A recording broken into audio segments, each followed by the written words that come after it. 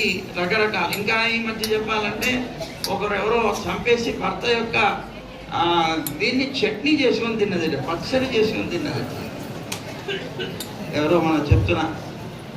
ఎంత భయంకరమైనటువంటి రీతిలో ఇవి. మనకి పురాణాలు చెప్పినవి ఎప్పుడు అబద్ధం కాదండి, గుర్తుపెట్టుకోండి. పురాణాల్లో చెప్పారు కలియుగంలో ఇంతకు ముందు ఉన్నటువంటి యుగాల్లో ఉన్నటువంటి రాక్షసులే మానవులై పుడతారు అని పురాణంలో చెప్పబడింది. చెప్పబడినటువంటి ప్రత్యక్షంగా మనం చూస్తున్నాం. మానవ రూపంలో పుడతారు.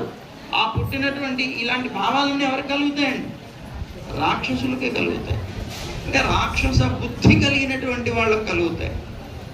ఆశ్చర్యమైనటువంటి రీతిలో, ఎంత విచిత్రమైనటువంటి రీతిలో. అటు చూస్తే బయట ఆ విధమైనటువంటి, ఇక్కడ చూస్తే ఇలాగా ఎంత విచిత్రమైనటువంటి రీతిలో లోకమంతా కూడాను దుఃఖాన్ని పొందుతుంది.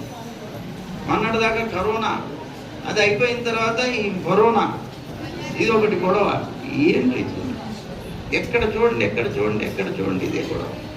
కనుక మనం ఈ వెంకటేశ్వర స్వామి కళ్యాణంలో ప్రధానంగా ప్రార్థించవలసింది ప్రపంచ శాంతి.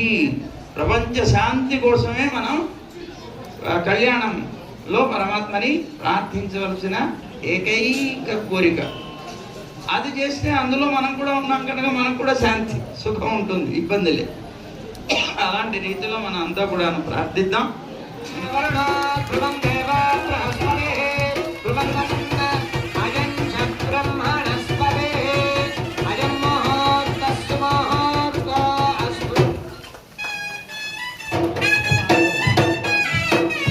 గోవిందా గోవిందా గోవిందా గోవిందా